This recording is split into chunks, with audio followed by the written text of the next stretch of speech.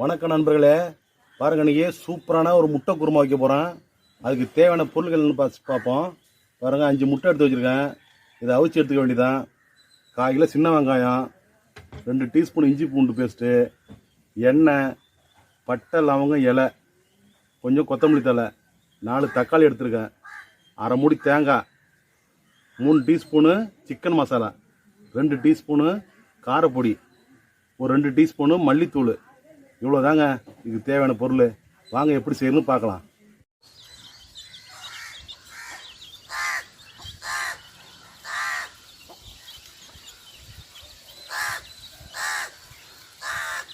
சின்ன வெங்காயத்தையும் தக்காளியும் நல்லா மிக்சியில் நல்லா மைய அரைச்சிக்குவோம்.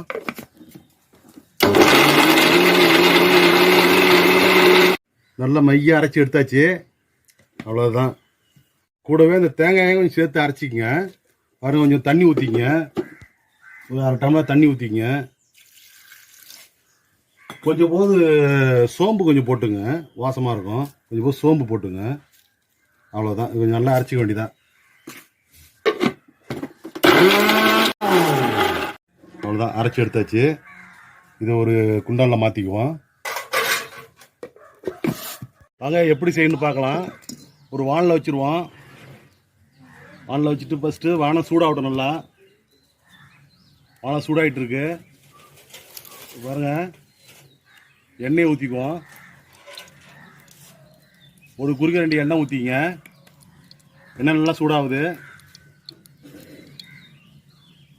எண்ணெய் சூடானதும் பட்டை லவங்கம் போட்டுங்க.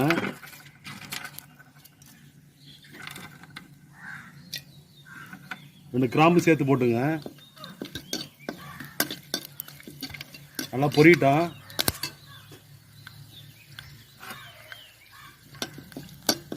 நல்லா பொரிஞ்சுதான் இஞ்சி பூண்டு பேஸ்ட்டை போட்டுங்க. அதை நல்லா பச்சை வாடை போகிற வரையும் வதக்குங்க.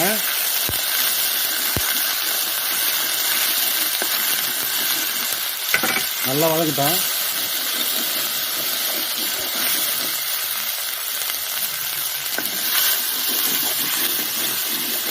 அடிப்படிக்காக கிண்டி விடுங்க.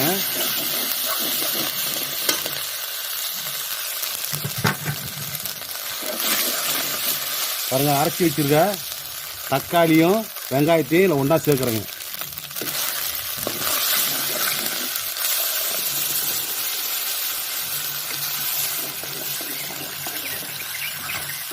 நல்லா கொதி வரட்டும். தேவையான அளவுக்கு கல்லுப்பு சேர்த்துங்க. வேணா அப்புறம் பார்த்துட்டு போட்டுக்கலாம். நல்லா கிண்டி விடுங்க.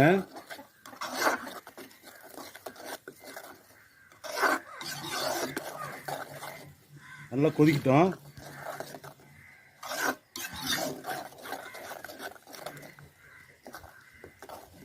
அதுவும் நம்ம முட்டையை போய் பிடிச்சிக்குவோம்.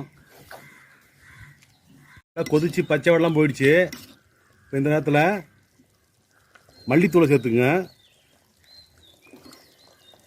கூடவே 2 டீஸ்பூனு காரப்பொடிகளை சேர்த்துங்க.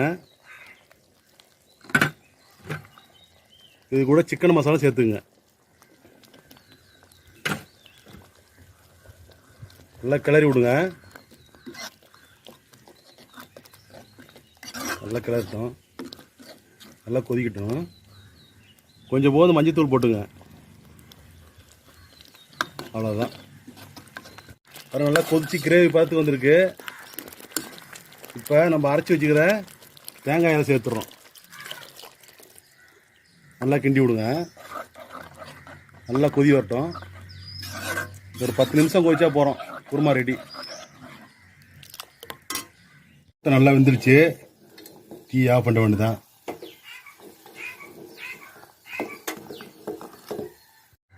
நாளைக்கு ஒரு 5 பேருக்கு சாப்பிட்ற மாதிரி தான் செய்ய போகிறேன். ஒரு 5 முட்டை தான் எடுத்துருக்கேன். நல்லா உரித்து சுத்தம் பண்ணி வச்சுக்குவோம்.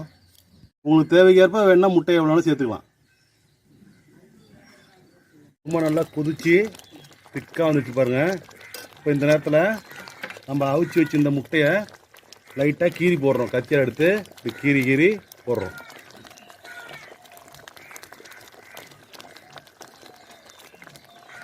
மேலாட்ட அந்த வெள்ளை கரு மட்டும் அதை கீறிட்டு 4 பக்கம் கீறிட்டு அப்படி போட்டுருங்க.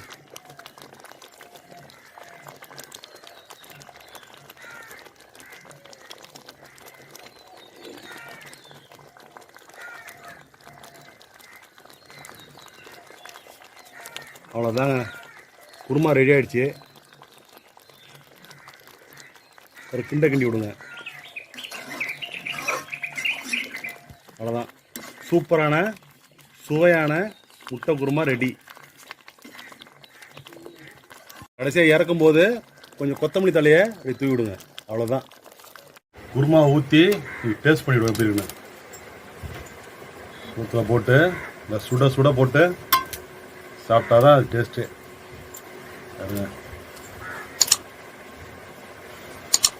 சூப்பர் டேஸ்ட்டுங்க, அருமையாக இருக்குது. சூடாக சாதத்தை போட்டு அடித்தா அருமையாக இருக்குது சாப்பாடு. முட்டை குருமா சூப்பர்.